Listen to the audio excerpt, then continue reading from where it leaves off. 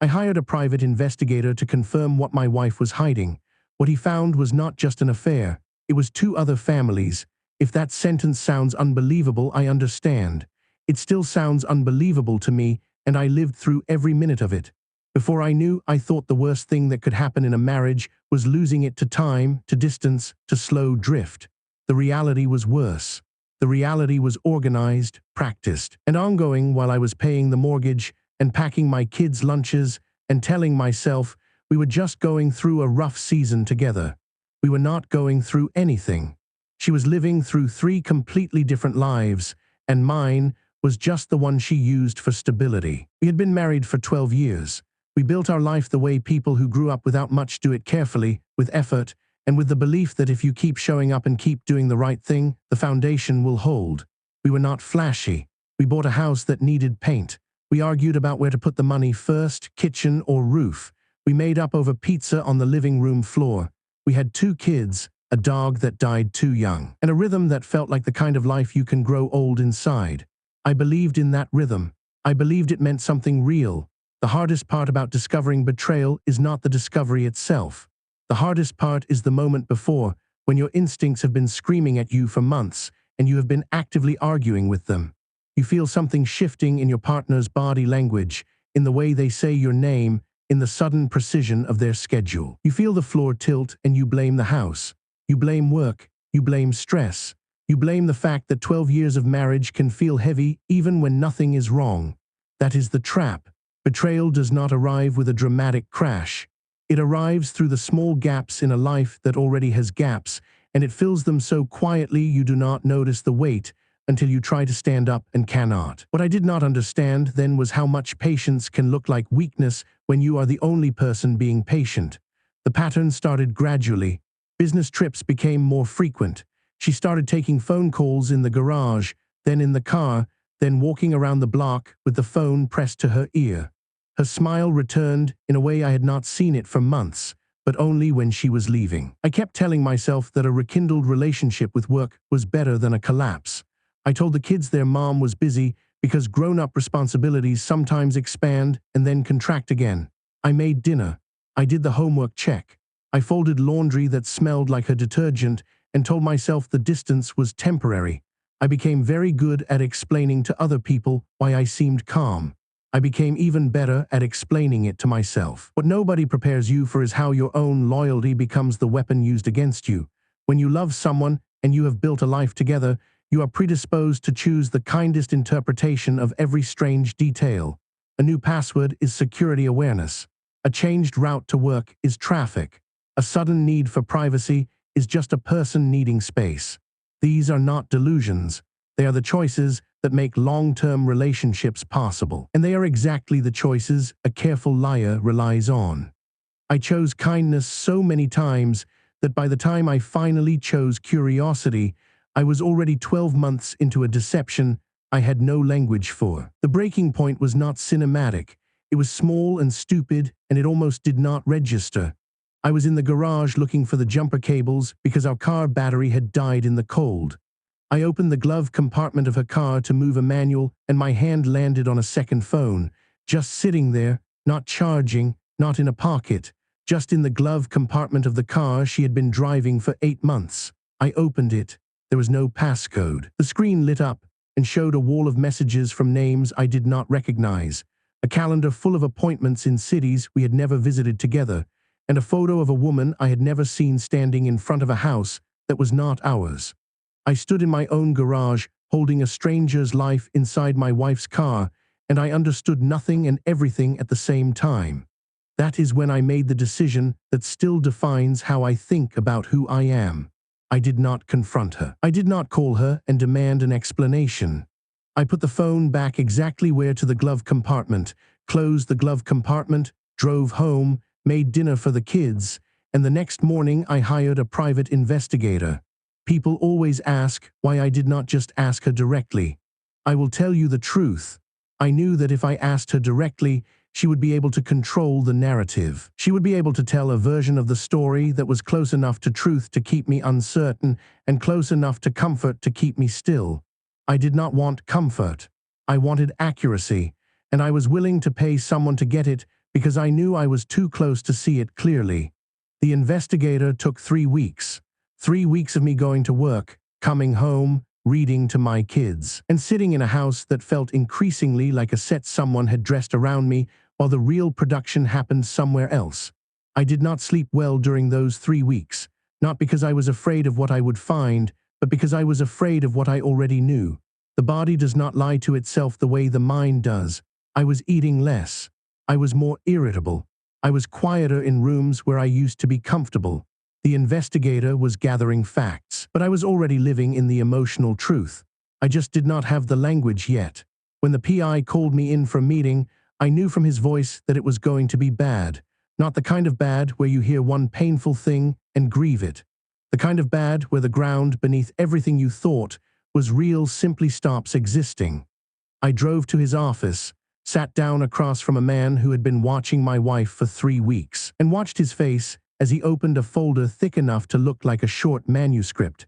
He did not start with the summary. He started with the first location. He showed me photographs, dates, and timelines for a woman living in a town 2 hours from our city. She had a different last name on a lease. She had a child who appeared to be around 4 years old. She had routines, grocery stores, school drop-offs, a life that looked as structured and normal as the one I had with my wife. Then he opened a second section, a different city, different apartment, different woman, different child, this one around 2 years old. Both women believed they were in committed, exclusive relationships. Both women shared homes with my wife. Both children had no reason to believe their mother was not who she said she was. I sat in that office and looked at photographs of my wife standing in front of 2 different houses, holding hands with 2 different women, picking up 2 different children from 2 different schools, and I felt something that was not anger and not sadness. It was a kind of hollow, cold recognition. The lie was not an event. It was an architecture. She had not fallen into an affair. She had designed a system. The business trips aligned perfectly with visits to the other locations. The phone calls in the garage were coordination calls between 3 households that she was managing like a project. The smiles when she left were not about work. They were about stepping into a version of her life where I did not exist. The scale of that discovery changes a person. When you catch someone in one lie, you think about that lie. When you catch someone in a system, you start thinking about every lie that made the system possible. You go backward through years, and you realize that the consistency you admired was not devotion. It was logistics. You realize the woman you trusted to be tired after a business trip was not tired. She was managing 3 separate calendars, 3 separate sets of expectations, 3 separate emotional performances that she rotated through like shifts at a job. And somehow, I was the one who thought we were in a stable place because she never raised her voice and always remembered the kids' dentist appointments.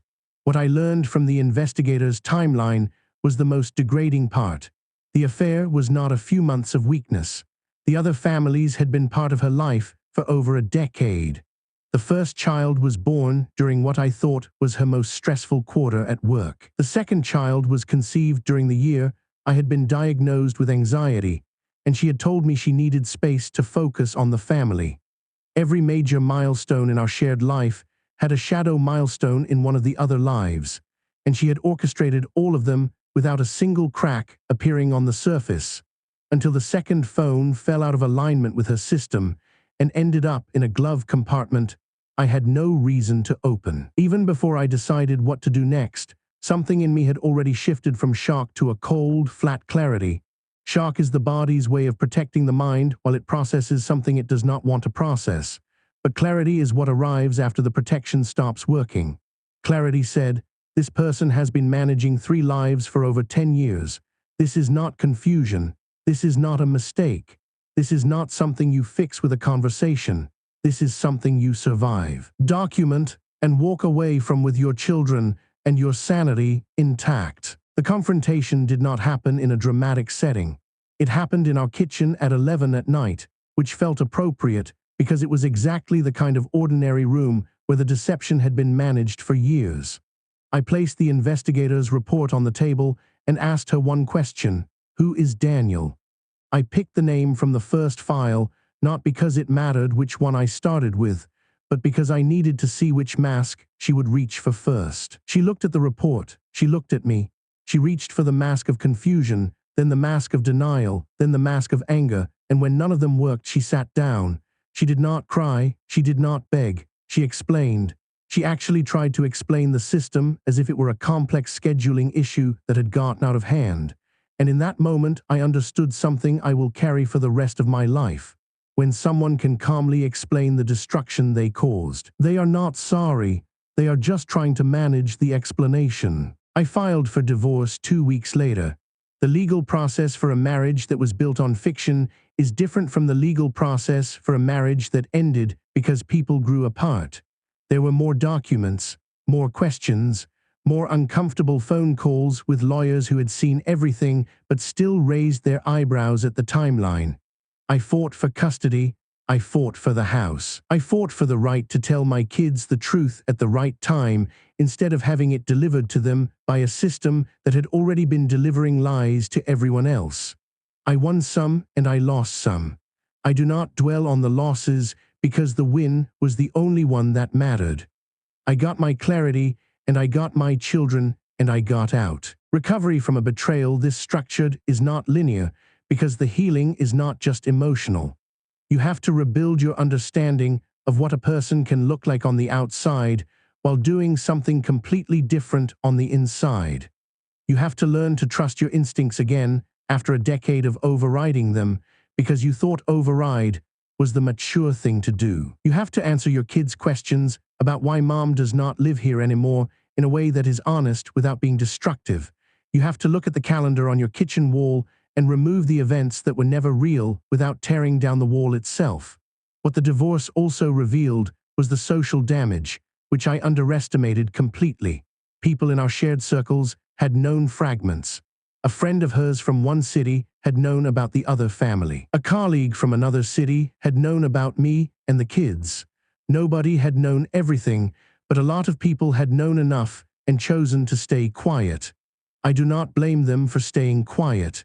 You cannot hold everyone responsible for seeing a crack you were committed to ignoring. But it is a strange and painful feeling to look around at your own social network after a collapse like that and realize how many people watched the structure weaken and still complimented the paint job. The part of recovery that nobody talks about is the practical dismantling of a shared identity. When your marriage ends normally, you divide the furniture, you sell the house, you figure out weekends. When your marriage ends because it was a cover for 2 other lives, you are doing something else entirely. You are removing a person from a narrative they wrote into every chapter. You are reassigning meaning to years of photographs, holiday traditions, family events, and random Tuesday dinners. You are learning which memories are real and which were props. And you are doing it while your kids ask if the other families are real, and you have to say yes without making them feel like their own family was the fake one. That is the hardest sentence I have ever spoken. I do not tell this story because it makes me sympathetic. I tell it because there are people right now sitting in their kitchens, holding a phone they found in a car, staring at information that does not match the person they thought they knew. And they are deciding whether to confront or to investigate, whether to trust their instincts or trust the pattern they have been trained to see. I chose investigation because confrontation without clarity is just performance. I chose clarity because clarity is the only thing that gives you the right to decide what to do next. And I chose to leave because some truths are not meant to be understood. They are meant to be escaped from and never revisited. Sometimes the truth does not just rewrite your future. It rewrites your entire past. And the only way to survive that is to accept that the past version of you believed something real, and the present version of you gets to build something honest instead. That is what I did. Not perfectly, not quickly, but honestly. And honesty, after a decade